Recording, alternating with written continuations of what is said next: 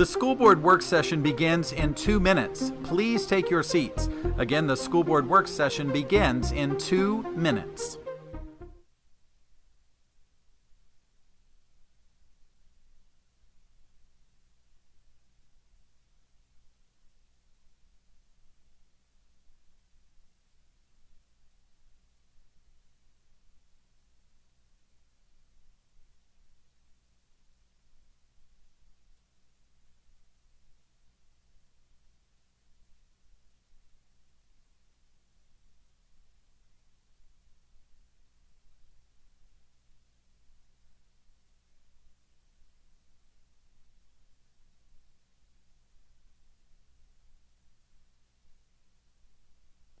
The school board work session begins in 1 minute. Please take your seats.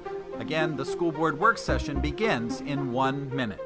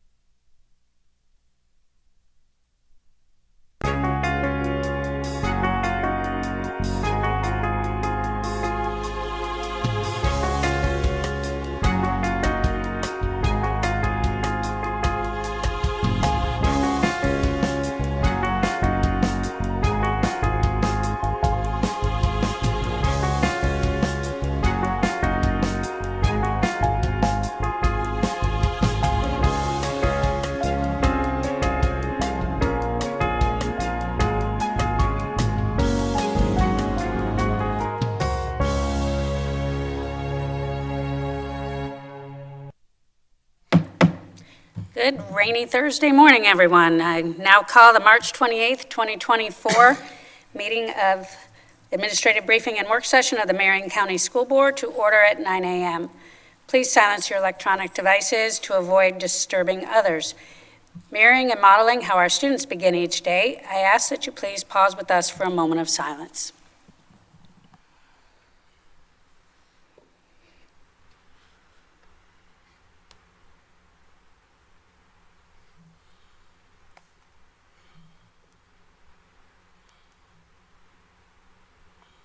Thank you. And I'll now read our board commitment statement. We are the Marion County School District Leadership Team. When we come together to work, we are efficient, effective, and productive. Our three most important characteristics are dedicated, transparent, and individually responsible. To work well together, we must demonstrate respect, confront reality, and be accountable. We will always put students first, and we will leave a legacy of success. I'll now move on to our school board attorney to explain the rules for this public workshop. Good morning, Attorney Powers. Thank you, Madam Chair. This meeting is a public meeting as defined in Florida's Sunshine Law. The board is dedicated to full transparency in all of its meetings and work. In compliance with the Sunshine Law, the board has adopted uniform meeting procedures, including the right for citizens to participate. The board will allow public comment regarding any work session item listed on today's work session agenda at the appropriate time. Speakers must fill out a request form located in the lobby and hand it to the board clerk. After the board and superintendent have completed their discussion on a particular agenda item, the board clerk will call speakers' names in the order received. Each speaker will have 3 minutes. As required by Sunshine Law, the board must maintain orderly conduct and proper decorum throughout this meeting. Speakers may criticize subject matter and decisions in a respectful manner, but not people. Finally, speakers must be very careful not to violate the privacy rights of others, especially students or their family members, by mentioning their names or other identifying information. Thank you for your attention to these important rules. Thank you, Attorney Powers. Good morning, Ms. Martinez. Please provide the proof of publication for today's meeting. Good morning, Madam Chair. The notice for the March 28th, 2024 work session was published in the Ocala Gazette on March 15th, 2024. Proof of publication has been attached to board docs under proof of publication. Thank you, and we will now begin the work session with the Superintendent's administrative briefing. Good morning, Dr. Gullett. Long time no see. Good morning, Madam Chair, members of the board. Great to see you all again. I think it's been a few hours. We've had a busy week. Just have one item for my briefing this morning as a follow-up to our joint meeting yesterday with the County Commission. There was a reference to technical working group meeting dates, and as you may recall, the superintendent's responsible for setting those. And I wanted to let you know and confirm that the email was sent out by a member of my team, David Herlihy, who is our liaison, on March the 8th, to save the date of September 13th, 2024, and November 6th, 2024. The email was sent again on March 8th to all members of the technical working group, with many of those members, including commissioners, who did respond in confirmation they received that. So just wanted to provide clarification to that. Thank you, Dr. Gullett. I appreciate that. Okay, and so if I may move on then to the first agenda item? Yes, and before we kick it off, I was just noticing that our first presentation is about 36 slides and it's in depth. So just for everyone's planning purposes, I think we'll take a break briefly between that presentation before we move into the central office staffing plan. Does that sound good? Sure. Okay. All right. Thank you. All right. Let's roll. Okay, very good. And I'm pleased to actually have Ms. Cook here this morning, who is going to introduce the annual investments performance review and the guest with us today. Thank you. Thank you. Good morning. Good morning, Chair Thrower, board members, and Superintendent Dr. Gullett. I would like to introduce Scott Sweeten, Senior Managing Consultant of PFM Asset Managers, and he is here to present our investment performance review for you. Good morning. Good morning. I think the last time I spoke here, we lost power in this building, so hopefully it doesn't repeat itself. It's a pleasure to be here. Hopefully it'll be a different takeaway today. I am Scott Sweeten, Senior Managing Consultant with PFM Asset Management.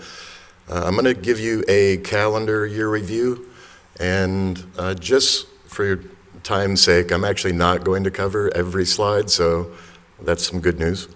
I'll keep it roughly within probably 10 minutes. Any questions that you have, I'll be more than happy to address those for you. I'm going to actually skip through the first portion because I can actually cover that once we get to the December time frame. Here we are. So it would be slide 12, if that's on your screens as well. Okay.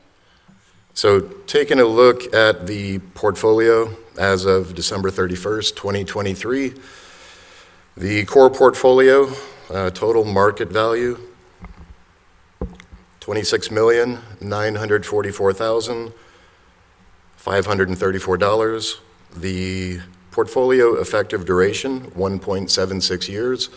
You can see that your benchmark effective duration was 1.75 years, so pretty much right in line with where the benchmark is currently residing.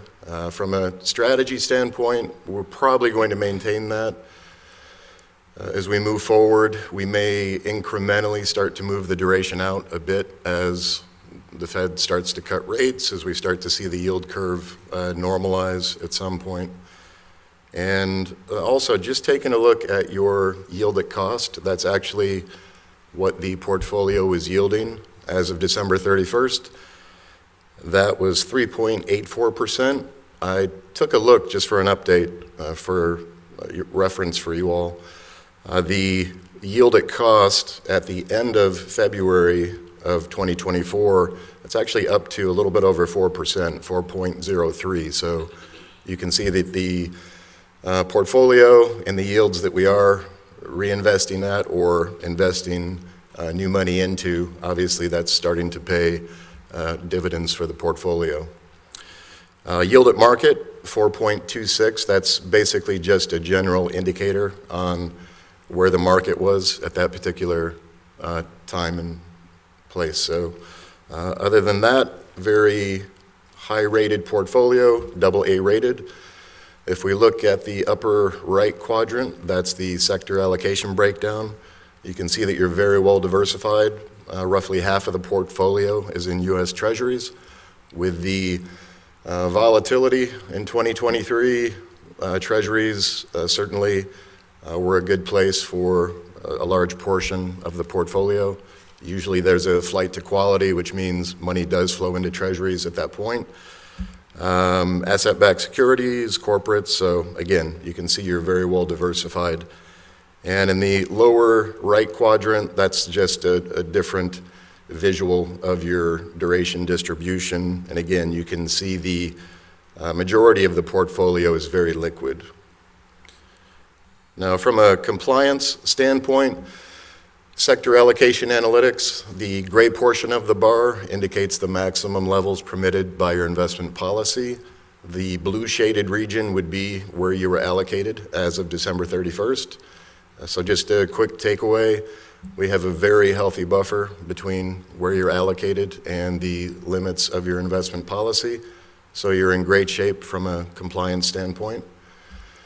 The other compliance slide would be max maturity analytics. And again, the gray portion of the bar would indicate the maximum maturity for each of those sectors within the fixed income space. The blue shaded region would essentially be the average maturity for each of those positions that you would have there. So again, from a compliance standpoint, great shape across the board.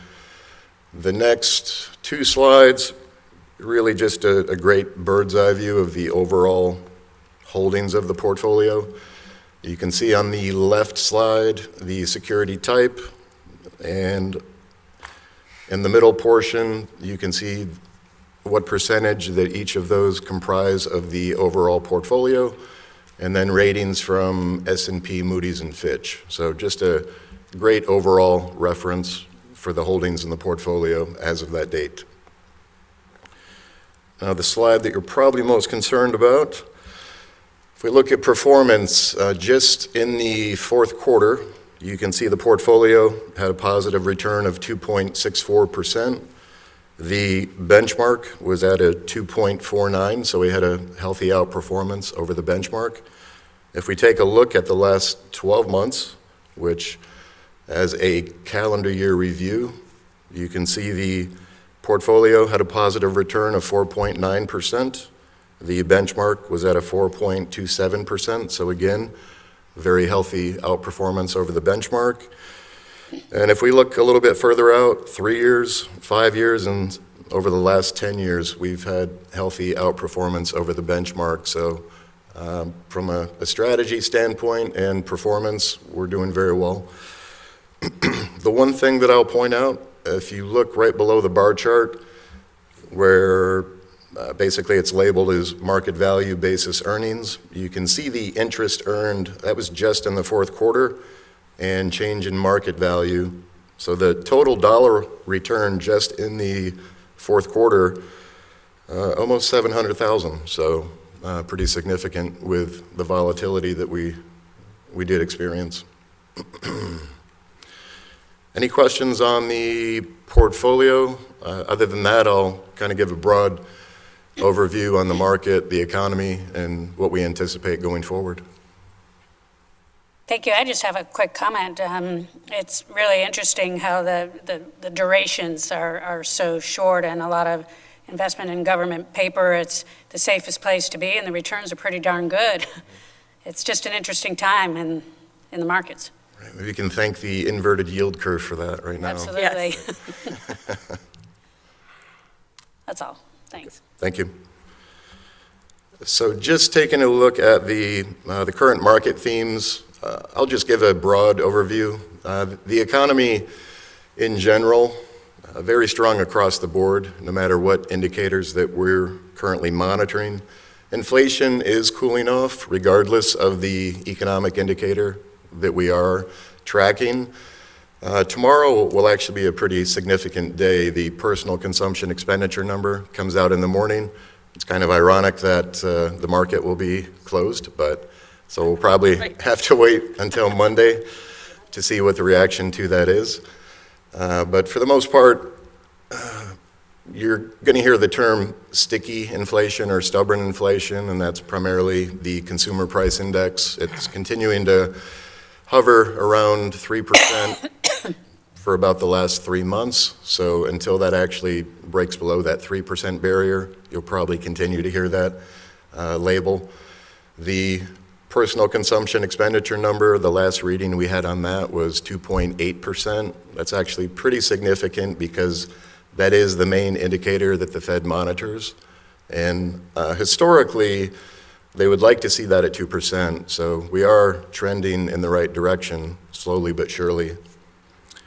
Labor market continues to be very strong. The most recent job numbers, we did see the unemployment rate tick up to 3.9%, which the Fed has been very transparent that they're comfortable allowing that to get to the low 4% to mid 4% range. So we're still well within their comfort zone there.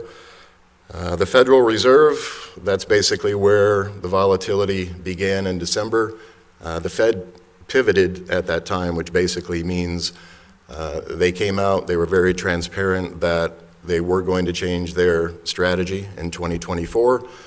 They did release their updated dot plot, and that was actually showing that there were going to be 3 rate cuts totaling 75 basis points for the calendar year.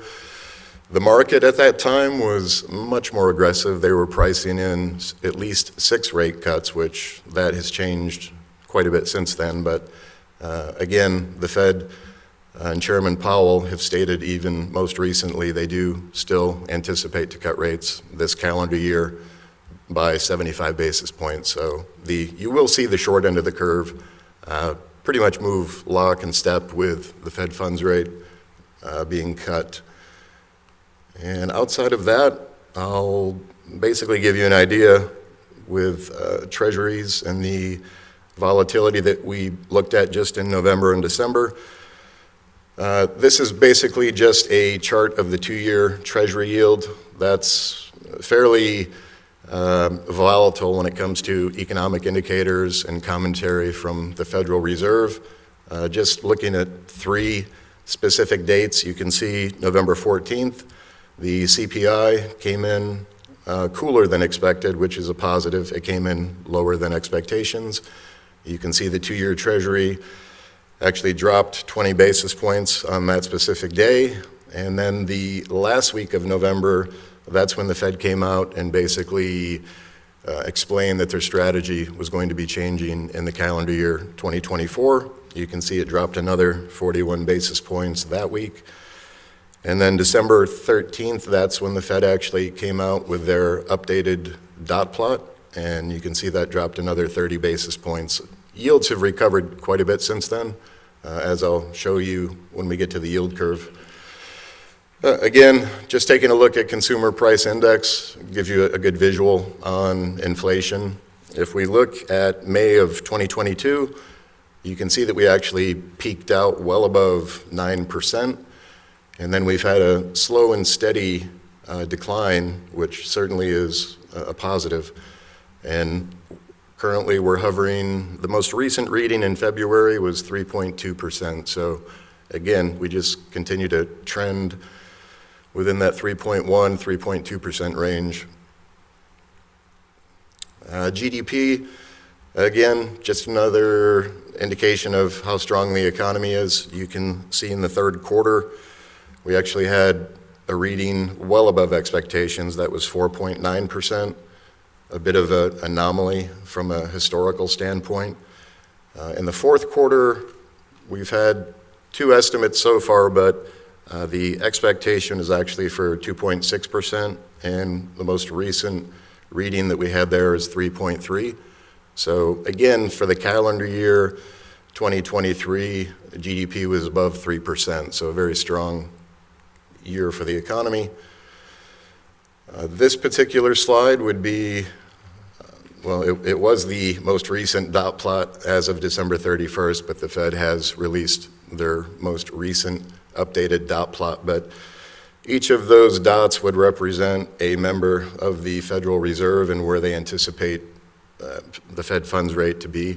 And you can see that as we get further out on the curve, the timeline, 2025, 2026, you can see that essentially most of the members of the Fed anticipate us to be in that 2% range, which is the target level for them.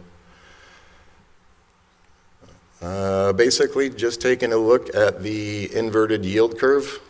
This has now been the longest period of time that we have actually been experiencing an inverted yield curve. It's been great for the short-term funds, as you mentioned, but you can see the light blue dotted line. That was actually as of the end of the third quarter of 2023. And the dark blue line below that was actually the end of the fourth quarter of 2023. So you can see the differential there. If we look at the 2-year, as of December 31st, we were showing 4.25%. That's actually rebounded quite a bit. It's actually up to a 4.62% as of this morning. If we look at the 10-year, as of December 31st, it was 3.88. And the 10-year right now is a little bit over 4.22. So yields have come back quite a bit. And from a visual aspect, once the Fed does start to cut rates, you're going to see the short end of the curve, that 12-month and under time frame, you're going to start to see that drop rather significantly as we move forward. And that's also why we're, from a strategy standpoint, we're looking a little bit further out on the curve now. To be proactive rather than reactive. And some more positive news just in the fourth quarter. If we take a look at the left portion, this would be the 1 to 3 year index, which would be your benchmark. You can see regardless of the sector in the fixed income space, we had positive returns across the board. And then over the last 12 months, to the right part of the slide, much more attractive returns as well. So in summary, 2023 was, even though we had quite a bit of volatility, we were able to navigate it and put up some strong returns. And I believe those would be the prepared remarks I have. I'll be happy to answer any questions or address any concerns if you have any. Thank you. That was a great synopsis of 36 slides. Tried not to make it painful, so yeah. Really interesting and informative. Any questions, comments from the board? Thank you. Thank you for the presentation this morning. Apparently, we're in good shape and strong position within the district. So I appreciate that Thank you. presentation and the time that you did it in. So It's our pleasure. Thank you. Thank you. Anyone else? Sure. I too just wanted to say thank you. We are well diversified, but in the right places. And so that's what matters the most, and that we're seeing the growth where we need to see it, and we're not taking the losses where losses are occurring. So just continued grateful for the partnership that we have had through the years, because I know this isn't just like an overnight relationship that we've built with your company. So thank you for continuing to ensure that we are in a great financial position with our investments. And trust me, it's much more enjoyable for me to give the presentation with positive numbers Sure. rather than the negative numbers for that we you. were looking Well, economy-wise, we are in a good financial position right now. It's just Right, kind of the way markets are. Obviously, if things, it's continuing to be volatile, and we'll just have to wait and see what happens. It is ironic that numbers are coming out tomorrow whenever markets are closed, and so we'll see how market responds to that. But overall, just continue to be grateful for the work that you're doing. I know this isn't the same as like private sector investment, and so that's where sometimes people get confused that the things that we are unable to invest in from legal standpoint, and what with government funding and so forth, but what we are able to do, you have done a fine job with ensuring that we're in a good position. So thank you. Yes, Board Member James. I just wanted to say thank you. I don't speak this language at all. This is my husband's side of the house and my house. So I appreciate having experts put us in the right position, and it all looks wonderful. So thank you. Thank you. And I'll just, did you have something? No, just thank you again. We appreciate the work and the time that you put into moving us forward. Absolutely. And We're very appreciative of your continued trust in us, so it's been a pleasure. yes, it's a great relationship, and to be blessed with an award-winning finance department for over 20 years, and also the relationship that we have with you.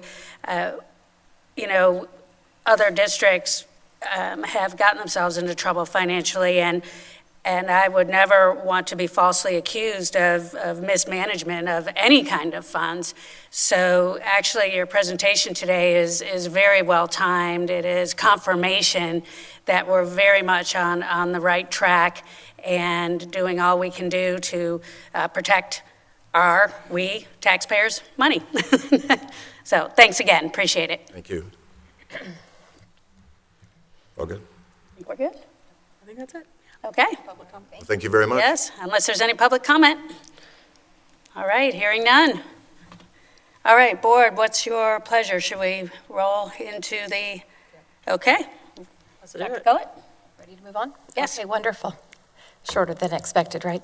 So I am pleased to have Ms. Wantanisha Morant, who oversees our Human Resources Department as Executive Director. And Board, just as a reminder, this will be about the central office staffing plan because it's all we, the district, we're all the district. And also as a reminder that with the conclusion of those ESSER dollars, the focus that I asked and tasked the team with was protecting the schools with the positions. So you will see those adjustments at central office. But we invested and kept as many positions as we could at the schools. That was our priority. And we have a reduction of positions in central office to do that. Thank you. Thank you, Dr. Gullett. Good morning, Ms. Morant. Good morning. Thank you, and good morning, Dr. Gullett, and good morning, Chair Thrower, board members. As Dr. Gullett mentioned, I'll be sharing the proposed 2024-25 central office staffing plan. As a note, I did email board members last night an updated staffing plan that included page numbers for ease of our conversation this morning. The addition of the page numbers was the only change to the staffing plan that was updated to board docs last week. In addition, there's going to be an addition of an instructional position in ESE, which was mistakenly omitted from the posted update of the staffing plan. This position will serve as the gifted lead teacher and will be included on the staffing plan presented to the board for approval at the April board meeting. The high-level proposed changes to the central office staffing plan include changing the name of Communications and Community Engagement Department to Governmental and Community Relations, and the Student Assessment Department to Assessment, Accountability, and Research. These title changes align more closely to the work of the respective departments. There are 5 administrative positions that have been removed. There are also several non-administrative positions that have been removed and or downgraded. Last year, during this work session, board members asked Dr. Gullett, along with the team, to review secretary positions and the allocation of secretaries to directors within the district. Beginning with the 24-25 school year, as secretary positions become vacant, an internal review will be done to determine how directors can share secretaries. You will notice the first example of this with the public relations and professional leadership and learning departments, who will share one secretary beginning July 1st. You will also notice that there are several positions listed as vacant unfunded. These are positions that will be initially unfunded for the 24-25 school year. However, if the need arises during the year, the position will then be funded and posted. Lastly, as a result of various construction projects in the very near future, a construction inspector position is being added for the 24-25 school year. The proposed plan represents an overall decrease of 28 positions. This is made up of 5 administrative positions, 0.5 from the superintendent's area, 18.5 from curriculum and instruction, and 4 from operations. That is all I have. Dr. Gullett, I'll turn it back over to you. Thank you, Ms. Morant. Great summary. Board, we're open for questions. Anything you have? Thank you. Thank you, Dr. Gullett. Who would like to lead us off? I just have a quick remark. So I know that we all got briefed on this individually, and so I just want to applaud the work of the team to recognize that this priority from this board member was to protect the positions at schools. What I knew was that we had infused resources to our school sites, and those resources, along with a lot of other work, has shown in the data to be working across the district. Schools are improving, we're a B district, and so as we entered into this conversation, it was very important to me that we were able to preserve those resources on the campuses, because what I see and the data source supports that those resources are supporting student achievement. And I know that it takes an entire district, and every single piece of the puzzle is integral to getting us where we need to be.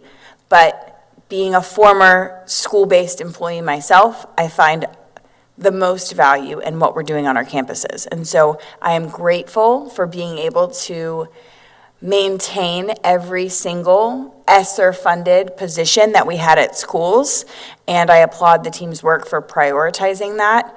And I do believe that we're going to continue to fine-tune this plan over the next couple of years as we let the dust settle from having the infuse of so much money, and we will make sure that we meet every department's needs. But I think this is a great starting place to get us to protect school staffing plans and do what's needed to be done at the district. So I don't really have any questions or comments. I just want to say thank you for your tireless work, because I know that there was many a late night and many hours put into this. So thank you. Thank you, Board Member James. Sure. I'll Go ahead, Vice Chair. Thank you also. I want to say thank you to the team. I really can't say it any better than Dr. James just shared. Thankful for the work that you all have done, keeping our positions, firming up our schools, staff-wise, and so I'm very thankful for that. I do have a question that I just want to have a little discussion on, really, to relieve some tension that might be out there at our schools. And so thank you also, Ms. Jones has spoken with me this week, and Ms. Morant, thank you to you too. As we're losing a program specialist in the gifted department, correct? That's correct. Can you just share with us how that work is going to continue so that staff members know they're still going to be supported in that area? And to answer that, I will need to defer to Ms. Williams-Jones. Absolutely. That's her area. Here she comes. She's ready for me. That's right, that's right. She's ready for me. Good morning, Ms. Williams-Jones. Good morning. Good morning. Good morning. Superintendent Gullett, Chair Thrower, and board members. To be very transparent, this has been a real work in progress to ensure that the supports remain to our students across areas. But as we look at gifted services and supports, the support to teachers, the support for our students with curriculum, providing enrichment opportunities, those supports will not change. In looking at how the supports were provided and the person who will be providing those supports, the change is in the position from program specialist to lead teacher for gifted. And so we will be looking to move forward that position so that those supports can continue. It has been very clear in my short tenure here that enhancement and growth of gifted services and supports is a priority area for the board. And when we look at the strategic plan, which focuses on student success, appropriately identifying students for supports through gifted education, as well as providing appropriate enrichment opportunities for those students who are academically talented but may not qualify for the gifted program, are still a critical area. When we look at gifted itself, we know that gifted occurs in about 3% of the population when we're looking at statistics only. And so I think in enhancing the goal 1 of the strategic plan, we're really looking to expand those opportunities to include those students who may be underrepresented in the gifted area. And so all of that work will still continue and we will still have direct support at the school level with the gifted lead teacher, as well as support at the gifted level, at the district level through the ESE administrative staff that remains in place. Thank you. And I know that, as you stated, that 3%, and that sounds like a small number, but as we all know, when you talk about gifted and ESE, there's a lot of paperwork that goes with that, and there's a lot of laws and management that we are required to stay up to date. So I just want to ensure that whatever training and updates, we provide for our program specialists, that this lead teacher has that same opportunity. It's a small population, but there's a lot of responsibility. And I really am bringing this up because there are areas, not in public schools, but in other schools in Marion County, that are really struggling with this particular piece because they don't have someone in that position. And so I want to ensure that our 3% of gifted students we have, and also we've adopted a universal gifted screener. So we look for our numbers to increase, that we're just able to meet the needs of our students at each school. We will definitely be able to do that because that will be the primary focus of the gifted lead teacher. When we look at the responsibilities that are necessary to support in the area of gifted education, the reality is that it did not need a more administrative position to be able to do that. And so in looking at the goal overall of where fiscally we could be more responsive, this still allows us to provide the same level of service and support to our gifted students and our gifted programs.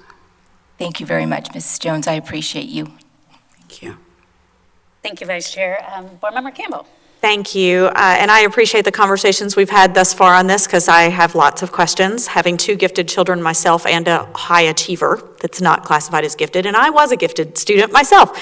So this is a passion for me to ensure that my number is about 5% actually of our student body. I'm seeing 2,200 some odd students, I believe, that either are currently gifted or found eligible in our waiting lists. And so while we say 3%, I think it's actually a little closer to at least 4.5% right now, currently, based on the numbers that I've seen. You're correct. It's actually 4.4% for the district. So when I referenced 3%, I was really looking at statistically. Sure. When you look at IQs of 130 or higher, that's about 3% of the population.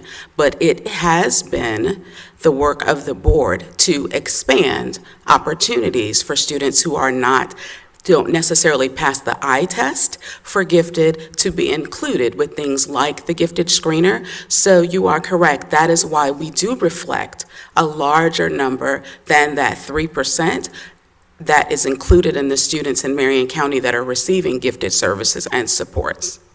Understood. So I guess my question, first of all, I'm online right now looking for the job description for a lead teacher because I'm curious to know where that falls on the salary schedule as well as what that job responsibility actually looks like. Maybe it's there, maybe I'm looking under the wrong title, but I'm curious to know what that looks like. Because obviously if we are replacing a program specialist, and we know what that looks like, and I have questions about all the program specialists having one job description because they all do very, very different things. Ms. Morant knows, y'all know I'm a job description stickler when it comes to that. So I am curious to know what that looks like as far as the current duties and responsibilities that our program specialist has had. I'll give an example.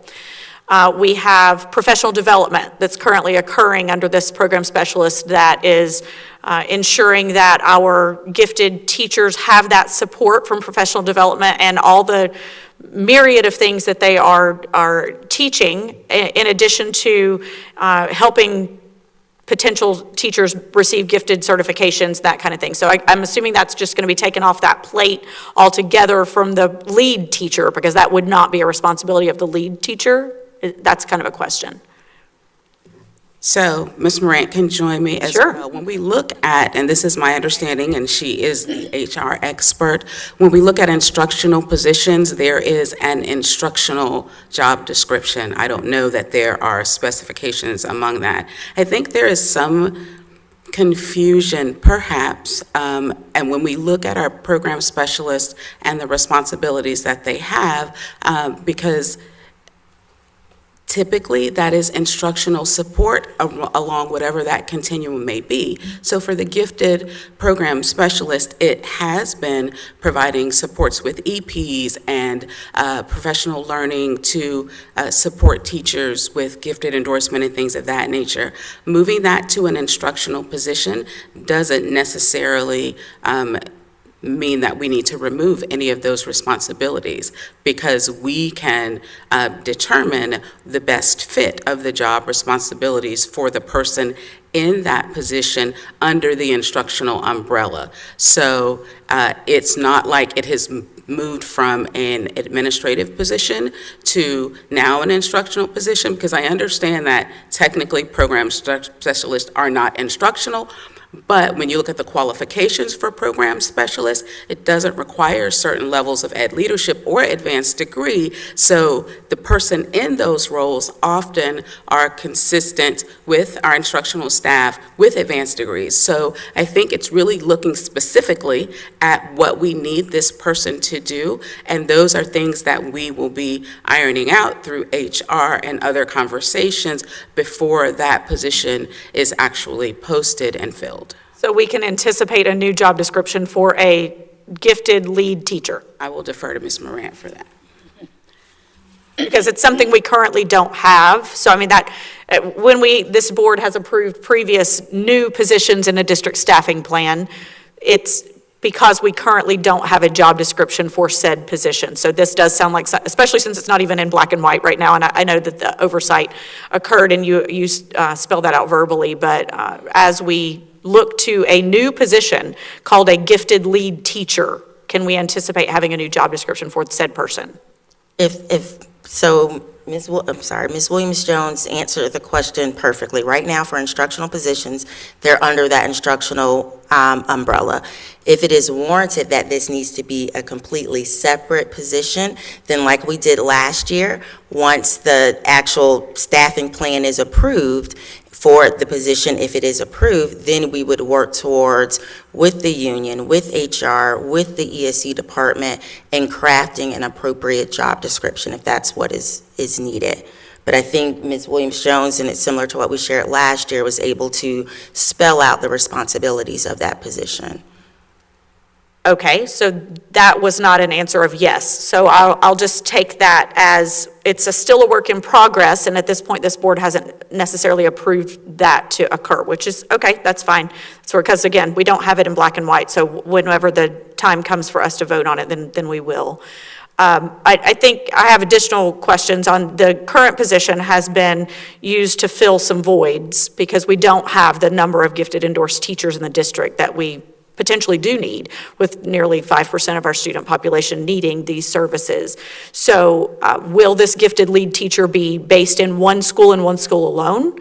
Or will this gifted lead teacher actually have the ability to be moving around when the need occurs? So the gifted lead teacher will be part of the district team in exceptional student education, and we will be able to utilize that person to fill in and support schools as needed. So some of that support may be direct classroom support and services to students. Some of that support will be helping current teachers to build and establish classrooms. It will continue to be working with leadership and exceptional ed and psychological services to conduct the gifted screening. So it really will still allow us to continue the supports that we have been providing thus far. Okay, so I think you answered my next question, which was going to be, will this position remain under exceptional student education? Because my understanding was there was at least a conversation within the last 12 to 18 months that the position actually would be moved to the Senior Executive Director of Acceleration, Innovation, and Elementary Curriculum, because so much of what gifted is, while it is an exceptionality and it is an ESE classified, so much of what those students are needing is acceleration and or innovation. So based on what you just said, the position will remain in ESE, though that was different than what we were, I think, considering in the previous time. So to my knowledge, the position is not being moved. Now, is that a conversation that may be up for discussion at a later date? That's definitely possible, but my plan moving forward does have the gifted lead teacher as part of the exceptional student education department and plan, and my goal is to support that moving forward. Okay, and the gifted lead teacher's responsibility, at least one of them, will be the gifted screener that is implemented throughout schools across the district? Absolutely. Okay, I think that will conclude my questions specific to that right now, but I reserve the right to potentially ask additional questions. I will say, and this is just a blanket statement in general before we move on from here, the unfortunate, in this individual board member's position, the unfortunate situation of what we've received here with this 13-page document is we don't have it broken down by department. So while we have it broken down by, these are all the directors, and these are all the secretaries, and it's difficult for me as an individual board member to say, this department includes these categories, these people. And I'm also missing, and I know you did say it verbally, but at the end, the actual plus minus of, and I know this is a deduction, I understand that, but similar to a deductive change order that we see from facilities, actually seeing a dollar amount associated with said deduction. That individual board member, that would have been incredibly helpful for me to say, okay, not only are we reclassifying, changing these positions. We have the reduction in what used to be ESSER. We already knew that was happening, but the introduction of these new positions into the DSF, this reduction out of the DSF, and what that looks like, not only from a position standpoint, total, but also from a financial standpoint. Those are two things that personally I see missing in this particular document, but don't know that we could have those before we approve those, or if I'm the only board member that would like to see it that way. But those two things, specifically with not being able to see by department, is making it challenging, just like the question I just asked. I potentially would have been able to have that question answered differently and asked it directly as to why the position might not be an acceleration innovation elementary curriculum when it's staying in ESE. So those are just blanket. I'm sure I'll have additional questions. Thank you. Thank you, Board Member Campbell. Vice Chair Conrad. Dr. Gullett, did you have something to share? Yes, thank you for the questions and comments thus far, Board. I think it's important to just say again, a reminder, the Board establishes the what, the Superintendent establishes the how. And we are committed to the strategic plan. I personally wrote in the universal screening. I have personal and professional experience throughout my career in life with gifted education. It is a passion of mine and a commitment of mine as a superintendent. I think we have a very capable director in front of us with both school experience and state experience, and I have full confidence that how this work happens, it will get done for our students. Thank you. Thank you, Dr. Gullett. I do have one more question, and really it's just a clarifying question for me so I can better understand what the responsibilities will be. So procedurally, will this person have to be at every staffing, throughout the district? Like who will moderate or run the meetings when a new student is assigned to gifted?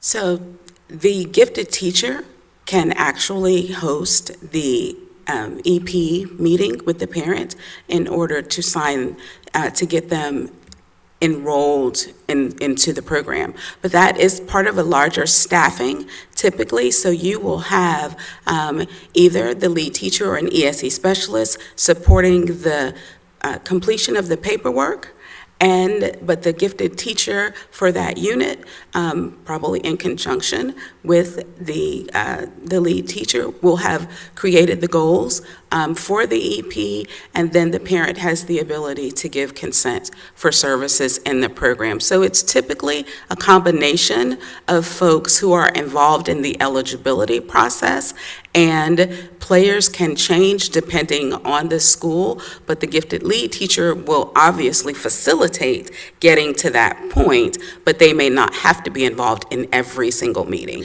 because we have a lot of meetings to look at gifted eligibility, and we have meetings for students who are eligible and ineligible. And so just to give you some short-term numbers, as we have completed the screenings and assessments from last spring, there were 100 students that have been evaluated recently for eligibility into the gifted program. And so when we look at 100 evaluations, that means 100 meetings. In looking at eligibility from those 100, we have about 42 of those students that will be moving on for services in the program. But again, that still generates 100 meetings. So we have to have a system where schools are empowered to conduct some of those meetings, and where necessary, there's additional district support for those meetings. Okay, thank you. So I don't think that currently it's being done that way, correct? So a program specialist has been there to initiate and run the meeting, is my understanding. And so moving forward, I'm just sharing with you, I have a lot of friends who are gifted endorsed, and they're teaching gifted, and the meetings are run with someone else is leading the meeting. So it provides a moment for me to pause and make sure that as we look at this restructuring a little bit, that we are also providing the amount of training and support for our teachers if they are going to be in charge of leading these meetings as they come forward. Because as I understand, that's not currently what's happening. And so, again, for a point of clarification, it's not the program specialist role that allows them to assist in any of the activities that they have been engaging in. It is the expectation of the supports that are needed in our gifted programs. So a change of the title does not change the work, and we will ensure that the person in the role has the appropriate qualifications. One of those is going to be gifted endorsement, to be able to support the work that needs to be done in making sure that our gifted programs are not impacted negatively in any way by the change. But it is not because there is a program specialist in the role. It is because there have been a set of identified tasks for how gifted programs are supported, and we will continue to do that. And I understand that, and I appreciate you explaining that to me. I just, as it sounds, that the structure of the meetings is still going to change some, because It will change some. And so what I want to ensure is that we have the proper training for now our teachers, as their role may change, because they're obviously already at all of these meetings, and they probably could run the meeting in an emergency situation today. But that hasn't been the ask from us before. And so I just think it's important, if it was me and I'm going into a meeting and my role has changed, that we are providing that kind of support for our instructional staff, for our gifted teachers as well. So I didn't know, do we have training planned for that group of, that set of teachers? So we will have additional training throughout, because I think part of what we also want to see with cross-training for our gifted teachers is the ability for them to collaborate more with our gen ed teachers, so we can expand on those opportunities for excellence and educational advancement and rigor for our students who are in gen ed, but we know could use that. So that is another area of training and expansion. But also, we have ESE specialists that are assigned to every school, and our ESE specialists are experts in handling various paperwork that is required for all of our programs under the Exceptional Student Education umbrella. So there are a number of ways that we have folks who can push in to support to ensure that our meetings are handled appropriately, and depending on the volume, we've just kicked off the screenings for this fall, and as you know, it is every elementary school as opposed to the 10 that were piloted last year. It is going to be all hands on deck, because we are going to identify a lot of students who are going to move forward for the assessment process and then require a meeting, whether that's to say yes to gifted services or to say you have a really bright child, but they don't quite meet the criteria. And so that is going to require that we look at the structure of how we have our meetings, and there will be more information provided to schools to support how we can be efficient in making sure that we do that in a timely manner. Thank you. I appreciate that. And just to be transparent, just a few years back, being in the classroom and with the support we have, it was a very tight timeline in getting through this process in the timeline that's required. And so I just, again, want to ensure that we have what we need in place to support our teachers and our staff members so they can get this job that's growing, and I'm excited that it's growing as we identify more and more students, but just that we have the supports in place to do the work. So thank you very much. I'm sorry, didn't mean to ask you a million questions at the school level. It's really important to me that we're providing the training and the support to get our students the additional services that they need. So thank you very much. You're very welcome. Thank you, Vice Chair. Board Member James. I'm not going to ask you any questions. Just as a point of clarification, as she said, every site has an ESE specialist assigned to it that supports in eligibility meetings and annual reviews and every other meeting that exists for ESE. In addition, I personally participated in a meeting where the gifted teacher led the meeting. It was the gifted teacher and the counselor. So what I know is that supports have certainly been applied in certain places, and then you get incredibly comfortable with those supports being applied, and it becomes the way of work, and that's wonderful if it's necessary. But what I know is that there is an amazing capability for this to shift if needed. I saw it, witnessed it with my own eyes, and it's absolutely possible. And furthermore, none of this is attached to program specialists and/or instructional. We're talking about a position that's going to continue to support the department as needed and meet our teachers and our students where they are to make sure that they have everything they need. But this is absolutely occurring right now today. There are eligibility meetings being held with gifted lead teachers leading the meetings. That is happening every single day or a lot of days throughout the district. And there are ESE specialists on campuses to support and facilitating those meetings if necessary. So I guess I just felt compelled to explain that I have lived that experience. So it is absolutely happening. Thank you, Board Member James. Vice Chair Comer. And thank you, Dr. James, for that. I appreciate it. And even though it may be happening on some campuses, it's not happening on all campuses. And so I'm concerned that we have support for all campuses. I do have another quick question. So at Jones and Madison Street and 8th Street, they have an ESE specialist? Yes, every school in the district has. Every single one? Every sometimes, single school. and I just clarify, because sometimes every school is stated and there's a few that are not included because their population can be different. So thank you for that clarification. I appreciate it. You're welcome. Thank you, Vice Chair Conrad. Board Member Campbell? Sure, thank you. And so we I'm not ignoring you. Oh, sorry. Did you want to jump in here? Okay. I'm sorry. So as you say, we have ESE specialists on every campus, and ESE specialists are intended to also be gifted endorsed. Is that accurate? No, so the role of the ESE specialist is to manage any of the paperwork that is required under IDEA and then gifted programs to ensure that we are in compliance with getting consents, holding eligibility meetings, and completing the plans that are required for the various programs.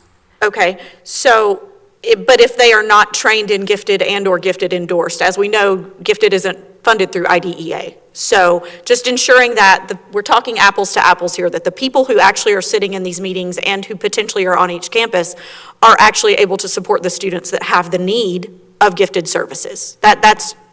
I'm just curious about that. So when you look at the eligibility meeting, the players that are at the table are not necessarily the same players who are going to provide services and supports.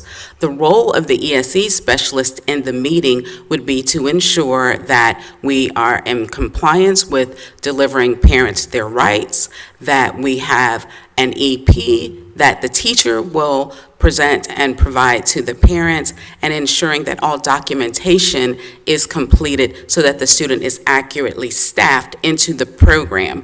That is the role. That would be the same role that the program specialist or the gifted lead teacher would have in that meeting if they are supporting the eligibility process. So there are a couple of different processes that are at play. It does not require that someone be gifted endorsed in order to support the actual eligibility meeting, because that is more about compliance than service. Okay. And I'm going to go back to the professional development question that I asked previously, and in part similar to some of what Vice Chair Conrad has already alluded to. So based on the numbers of students, again, that we have that are impacted, and the numbers of actual gifted endorsed teachers that we have in our schools, while Dr. James expressed that we have gifted endorsed teachers that are sitting in on those meetings, it appears that we are certainly lacking the numbers of gifted endorsed teachers, specifically at middle and high school. And as a parent, again, of students that are in acceleration programs in high school, I have not seen necessarily that gifted idea of how their education is being delivered and or how their services are needed. So I just wanted to express a question in the professional development and the numbers of gifted endorsed teachers and what the goal of the district is to have more gifted endorsed teachers, as well as how we see this new lead teacher supporting all teachers in what gifted instruction looks like. So those are a lot of questions. Mm-hmm. And They are. so, They are. to be honest with you, the gifted model that the district has in place right now does not delineate a lot for secondary. And the reality is that when you have IB programs and you have Cambridge programs and you have AP opportunities and you have dual enrollment opportunities, the number of students who choose to be purely in gifted classes at the secondary level changes because there are other opportunities to them which provide greater benefit, such as college credit and those things outside of high school to prepare for their post-secondary outcomes.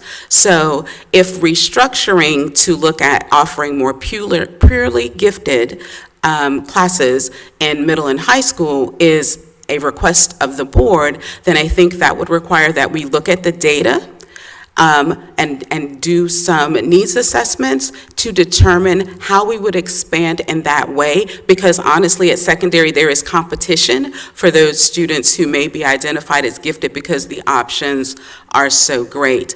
When we look at training, and training is a passion of mine across any of the programs of exceptional student education, because I think that in order to give our students our best, we have to make sure that we're continually providing that support for our teachers. So as we look at this summer, I had shared with many of you when we met that there is an opportunity for 2 days of training under the ESE umbrella this summer. The training dates will be June 18th and 19th. And when we look at those training opportunities, they will be for students, for teachers who are under the gen ed side of the house, as well as our ESE teachers, as well as our paraprofessionals. And so gifted enhancements and opportunities, I'm working closely with Fiddlers, and they provide a lot of the gifted endorsement courses that our teachers are available to take. So they will be partnering with me, as well as other state discretionary projects, as well as some outside entities, to provide 2 full days of training and supports in the ESE arena. And I believe that there will be opportunities for our gifted teachers to participate and have opportunities for professional learning during that time as well.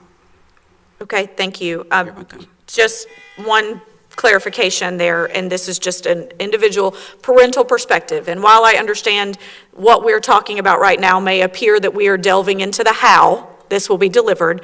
It is this board's responsibility not only to ensure that we are financially responsible, and we do know that there are dollars that come associated with gifted students because they're classified as gifted. We do know that that occurs, as well as it is this board's responsibility to approve any new job descriptions if there is one to come, in addition to us approving this district staffing plan. So while this kind of may seem like we're in the weeds on the how, I think all of it is pertinent conversation. But the last thing that I'll state, again, from a parental perspective, is at the high school level, that just because we have acceleration opportunities for students and they might be participating in those IB, AP, ACE curriculum, just stating that is enough doesn't say we're actually catering to the gifted mind, because just because they're in acceleration may not mean they're actually receiving everything that they fully need, because their giftedness may not be in whatever they're forced to take because of those said curriculums. So again, I believe further professional development for all educators to understand the difference in a gifted mind versus just a high-achieving learner would be incredibly impactful, and that's what this board member would love to see in the future. And I hope that I did not state that because those opportunities were available, that gifted was not necessary. I believe my intention was to state that because those opportunities are available, there is a lot of competition and that many students choose those pathways. So I just want to provide clarification that I No, was not absolutely. saying. That is what you Okay. said. There is competition there, but I do believe there would be a benefit to even those instructors in those advanced curriculum courses to understand that their gifted students are going to adapt and approach those classes differently than their high achievers. And I think there is a bit of discrepancy, frankly, in the district in how those educators potentially are impacting education for those high schoolers and those advanced programs. Thank you. Thank you. Very spirited discussion. It's great conversation, and I think it illustrates the challenges of serving splinter groups of students. You know, we have a population of students that are just out of this world, you know, in terms of unique capabilities.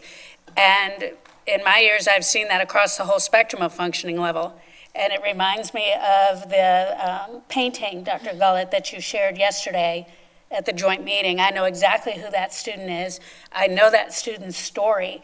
And to have that opportunity from a fantastic art teacher to be able to express in that way is everything that's great about this district.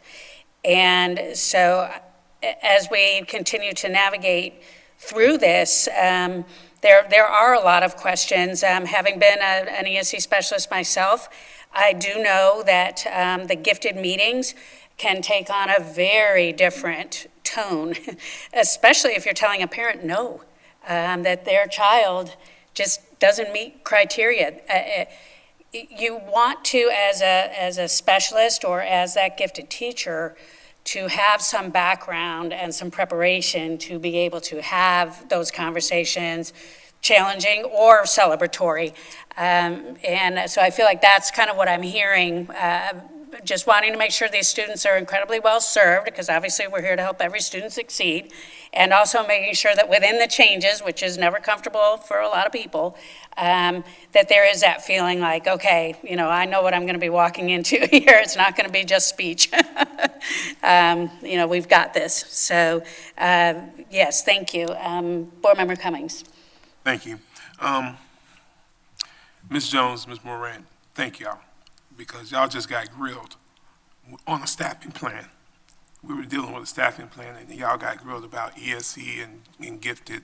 And while I truly appreciate the passion that my board members have because of their experiences, because of their profession, I too have experience in the ESC department as well. However, we're supposed to be dealing with a staffing plan this morning, and when we have dived too far into this instead of dealing with the staffing plan, we need to make sure as a board, and I'm not chastising anybody, I'm just saying, we need to make sure that we give them what they're needing to provide those services to those gifted kids or to those kids that are ESE that have different challenges across the spectrum. So I understand the questions. I definitely understand everything that we're saying, but as a board, we're supposed to make sure that they have the necessary resources to do what they're doing. They presented a staffing plan, and it's almost like we tried to. Some of the questions seemed like they were trying to dismantle this or add something to it. So I'm kind of puzzled, guys. I'm just kind of puzzled where we are. Sure. Board Member Cummings, I think that to clear up a little bit, first of all, it's nothing new that this board goes deep. You know, we have a lot of passion, we have a lot of questions. While it may seem interrogatory, if I said that right, that's truly, it would never be my intention, and I would expect that to be the same from the rest of the board.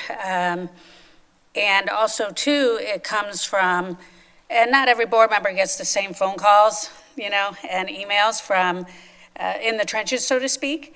And so when there is concern, we do try to get those to Dr. Gullett and also a lot of times directly to you guys so that you understand what we're being faced with, because then we have to come back around and, you know, provide facts, reassure, you know, be part of this continued striving, you know, to make things better across the board. And I know for years that there's been areas where fantastic teachers have taken on way more and they're familiar with it, and that goes great, so great for that school. And then there's other schools where the person's just been thrown into it, and that is nothing that we ever want to see happen, any of us. You know, we all want to be prepared. So I believe that that is the spirit and the intent of this board, that whenever there's going to be a staffing plan presented, there is going to be a lot of questions, and I truly respect and admire both of your expertise and how you're able to relate to us in our passion. It's really helpful. It's these kinds of conversations that, even though they can get awkward at certain points, in the end, it moves us forward. We are matching in our passion and our spirit and our intention, I believe. So I just wanted to share that with you, because it feels like sometimes the firing line and yeah, and that's not certainly what we want, or and I would ever want, you know, as the chair. It's just deep stuff. Yes, certainly. And thank you, Chair, and thank you for that comment, Reverend Cummings. I believe we'll all remember that this same meeting last year is why we have an ESE director, because this conversation was quite heated last year, and the original district staffing plan recommended to us did not include an ESE director, if we all remember that distinctly. So it's not foreign for this board to have heated conversations about this very department. So I'm sorry that you happen to be taking the brunt of my questions and my passion, but I'm also not sorry for the passion. So grateful for that. I do have additional questions on the staffing plan that actually are unrelated to ESE, so I don't know if we're ready to move on to additional questions. I just want to say thank you. Ms. Williams-Jones, you took time with me this week explaining things to me, and really, Chair Thrower explained personally, school I worked out for many years. I've been in this district many years, and so there were many calls. And as you know, sometimes it's hard to keep morale high, and for people to feel appreciated and supported. And so having this conversation publicly as well as privately helps school staff understand where we're headed, what their responsibilities are, the supports that they're going to be receiving. And so I, by any means, did not mean to make you uncomfortable or put you in a trying spot, and I do appreciate all the time that you've spent helping us understand the position and where we're headed, so thank you. Thank you. All right. So we're ready to move off that particular job title, and then I think you had another question. Yes. So specifically on page 7. 1 second. Okay, sorry. Thank you again, Ms. Jones. I appreciate it, because I really appreciate that, what you guys went through. Sometimes, and I'm just saying this to our team, we are a great board, but sometimes how we ask these questions and how we demand answers, it looks like we're jumping on our staff. And we're all on the same team. So I don't want you to walk away saying, "Good God, what's going on?" We're all on the same team, and we're all working for the same goals. So I appreciate what you guys just did. Thank you. Good deal. All right, let's move on. Sure, thank you. Page 7 of this document. It appears that under our custodians, that the numbers have changed, but they're not in red. And so I'm just curious if that was an oversight or if I'm reading the numbers incorrectly. You're reading the numbers correctly. It was a correction. So it really should have been 288. However, we still reflected that 283 number because that is what was on the 23-24. But when we went in to actually evaluate the positions, the actual number that was really there was 242, 26.5, and 19.5. So there really was not a difference from year to year, but we wanted to acknowledge the correction. Okay, so there's no need for them to be in red because we're not actually changing the Correct. number. We're just correcting the document. Correcting the document. Correct. That helps me on that particular discrepancy.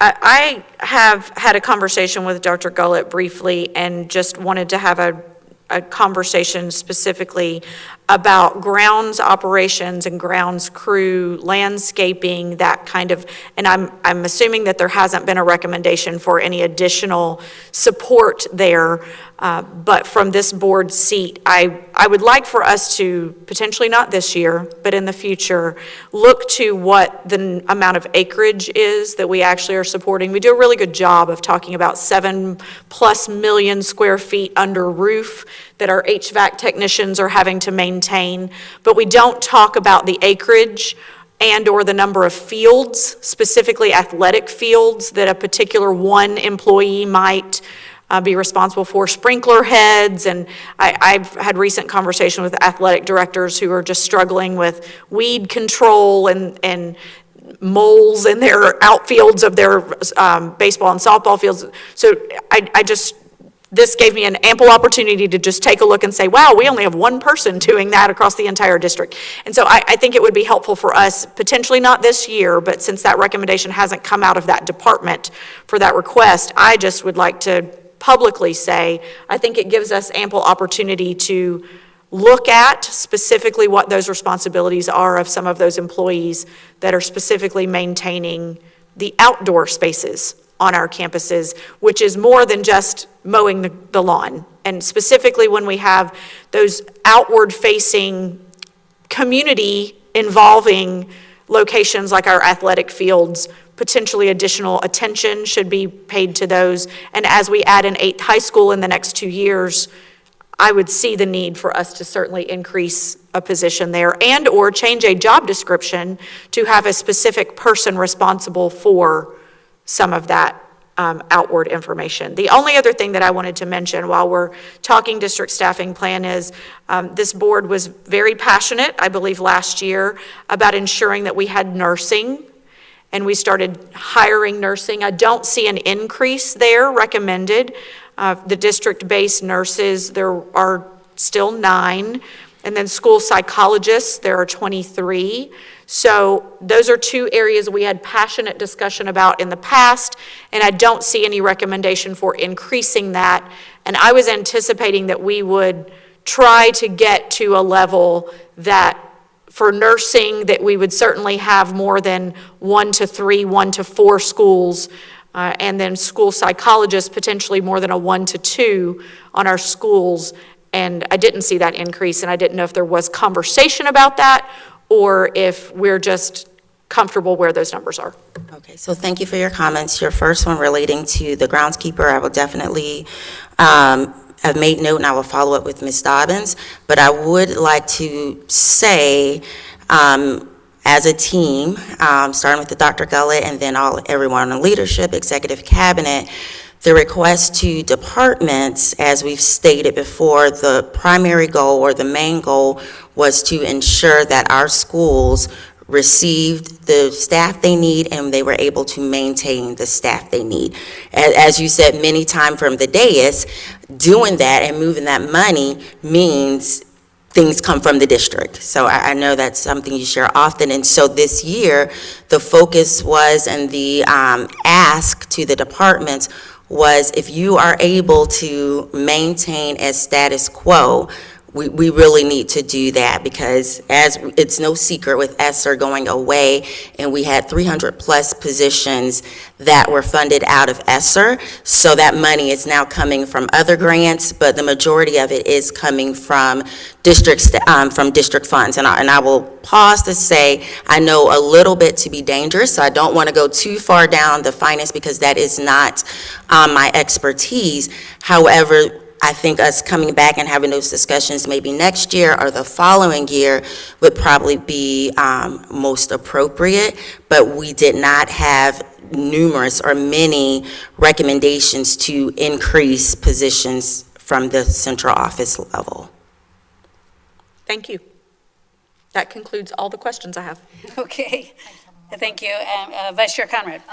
Thank you, Ms. Marion, for all of your work. And this comment is in the weeds, but this conversation doesn't come up very often. So as we were talking about maintenance and outdoor spaces, I just want to give a shout out to our day custodians, because they do pick up a lot of the, I'll say, slack for keeping up, especially the front of our campuses. They just do everything, you know. They mow, they weed eat, they take down wasp nests, you know, and on top of helping with the cafeteria and everything. And so that job, at least I don't think it's come up since I've been on the board. And so I just want to say thank you. They're some of the hardest working people I've had the pleasure of working with. And also a shout out to our coaches, because, you know, if you're coaching softball, if you're coaching baseball, you and your team, that's who's usually getting the fields ready and taking care of the fields. And so just a lot of hard work that goes in to supporting the programs that our students are involved in. And so I wanted to give a shout out and say thank you to our coaches and our day custodians, anybody else that's working on helping maintain our school campuses, because it's a very big job. So thank you. Thank you, Vice Chair Conrad, and heartily concur. For sure. Anything else from the board? Okay. One other really quick, and it's just a procedural thing, or like potentially a Scribner's error. On page 10, under Attendance Specialist Social Services, the funding says homeless. And I think that we were trying very diligently as a district, same thing with professional leadership and learning, to actually change the word homeless to McKinney-Vento. If I'm not mistaken, Dr. Gullett, if we want to make that correction on both of those. There's two different areas where the word homeless is listed as the funding source, and potentially, that's the only other thing I had. Dr. Gullett, I don't know if you agree with that or not. Yes, We're trying to be more in line with the actual funding source and the name. There are some places where apparently they do call it homeless. I'm not in favor of that term. I don't think it's the way that we should present the information, but the team's working on that. Yes, agree. And if I also may, Madam Chair, to Dr. Campbell's point earlier, Ms. Dobbins and I had a conversation, I think it was last week, about pest control and other things, and she's provided very detailed analysis of what that looks like, so we can ensure, because of the sheer number of properties that we have, and to your point with custodians during the day and other staff coaches helping out, she's provided analysis, and we'll be reviewing that as we can. Again, money is flowing to the schools, and so we're really tight on the central office staff, but that has been provided, and we're looking at that. Thank you. Absolutely.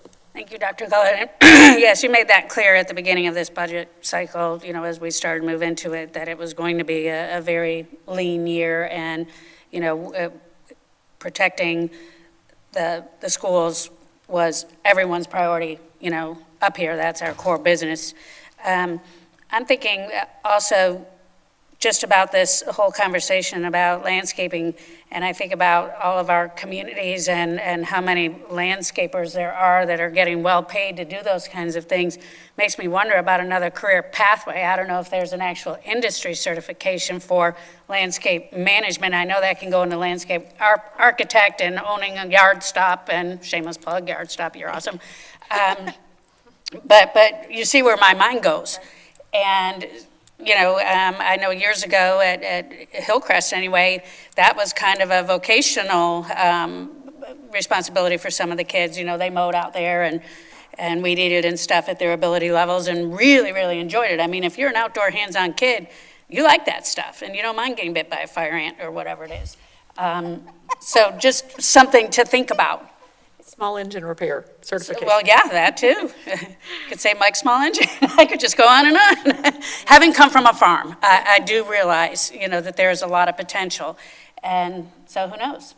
And the team is here that will look into that. That's right. Out of passionate conversation comes ideas to help every student succeed. And the Institute for Food and Agricultural Services at the University of Florida has a, at the UF Plant Science Center that's up on 316 up in north part of the Marion County. They have an entire turf management facility up there. They research 15 types of different turf grasses. They've got a nice mini golf course you can go. Yes, Yeah. I've toured it. It's amazing. Yeah, it's wonderful. And then there's also that big turf farm up on, I think it's 315. Right. Yep, it's been there forever, so. Plenty of room for okay. partnerships there. Yep. All right, well, very good. Thank you, as always. And is there any public comment? All right, seeing none. Dr. Gullett, anything else you wanted to share as we wrap this up? Nothing additional. Thank you. Appreciate it. We appreciate all of it, and thank you so much. All right, so we will move on to our board comments and concerns. We'll start with Ms. Martinez. Anything for us? No, Madam Chair, thank you. Thank you. I just also wanted to thank you for already getting the FSBA paperwork that we're going to need to us, and I know the agenda, may likely change as it gets closer to the time, but it's such a relief to just know that we have our hotel reservations and that we all get to stay in the same hotel. While that may sound like it's easy to try to drive in from somewhere else, it just isn't. So it's wonderful. Thank you for that. You're welcome. Attorney Powers. Nothing additional from legal unless the board has any specific questions. I would just comment on today's conversations by also adding, when we talked about the landscaping crews and our folks that do all that stuff around here, I know from prior experience in dealing with some of our contracts and provisions within them, that it's not only school sites that those folks are doing. We also have a lot of property that is owned by the district that has to be maintained as well, and they're taking care of those properties.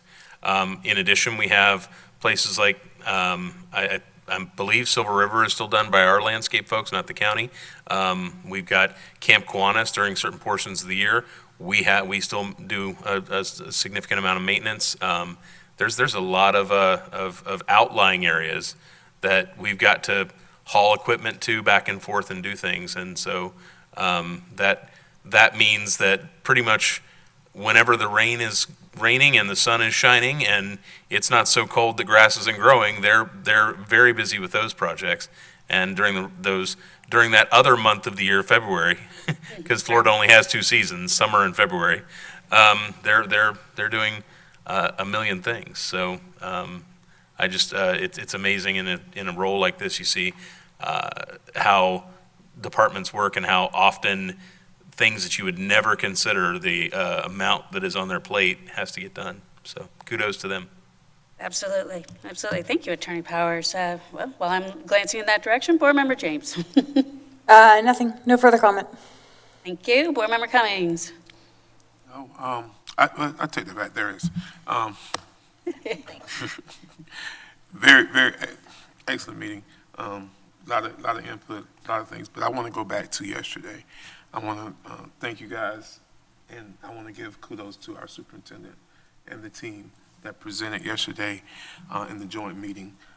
I was so proud of our team. I was so proud of how they were able to convey our needs to the community. Sometimes people don't know what we're dealing with, and they just assume that we got it all together. But there are some things that put us in this position, that put us in having these needs. And I think Dr. Gullett and your team told our story exceptionally well. So thank you for that. Thank you, Board Member Cummings. Board Member Campbell. Sure. So you mentioned FSBA, so I'm sure all the board also saw that there is an upcoming meeting, the meeting of the Crown districts on May 9th, and that is a free event at Alachua County District Office. And so I know the last time we had one of those, Reverend Cummings and I both had the opportunity to go. I've already RSVP'd. It is free. If board is able to attend, please try to do so. It was very informative and great to meet some folks that don't travel necessarily to Tampa, but they would travel to one of those regional meetings. So I want to encourage you to participate. Also, I don't know that I could have said it better than Reverend Cummings did yesterday. Just super grateful for the team and the work that Dr. Gullett and her team put in, also to this board, and that we've put us in a good spot. Thank you, Chair, for doing a fine job of representing us and ensuring that I'm grateful to be a part of a group that is definitely making it known what the needs of our students and our schools are to help every student succeed. I don't know that it has occurred quite the way it is now, and I think we're in a position right now to tell that story even more loudly than has ever been told before, and just grateful to be here and be a part of that strategy and that communication that's so greatly needed in our community. Thanks. Thank you, Board Member Campbell. Vice Chair Conrad. Hi, good morning. I try not to reiterate when we're all saying the same things, but if you'll indulge, I am going to do that this morning. Yesterday's meeting, I too was just very grateful for the time that we had together, and I walked away feeling really proud. And I'm just going to say, as being a part of this district and part of the staff, several years ago, we went through a period of time where it was hard to feel proud. And so walked away yesterday and just really proud, Dr. Gullett, for you and your team, the leadership, the work that's being done, the way that it was presented. I just, from church, you just want to shout it from the mountaintops. But I just really left encouraged yesterday. And I hope that our staff and our schools take a moment to watch all the information that was shared yesterday, because sometimes we get in our classrooms, we get in our schools, and your view is limited. You only see the challenges that you are faced each day, because the job is big. I'm not trying to minimize that, because I was one of those people. The job is big, and it's before you every day, but there really are so many great things happening in Marion County, so I just encourage everyone to take a minute and watch. I didn't time our presentation yesterday, but if you have 15 minutes or so, it's definitely worth your time to know all of the great things that are going on in Marion County. And I also want to say thank you to the board. I thought everybody brought good discussion, good questions. Everything was answered and shared professionally and positively, which is just was great. So thank you. All right, thank you, Vice Chair Conrad. And I do agree, it is a great time to be grateful always, especially, this week for those of us who celebrate. We have very important celebration to be looking forward to on Sunday and every day. We're very blessed to have the opportunities that we have and to be together at this time to do what we are doing. And so my gratitude extends to everyone up here and across this whole district, and to their families, and of course our fantastic students, to continue to be safe out there, be grateful. Let's continue to make great things happen. All right, if there's nothing else for the good of the cause, then we will adjourn. This may be a record, folks. It is 10:30 a.m. Oh, it just went to 10:31. Shoot. Okay, 10:31, we are adjourned.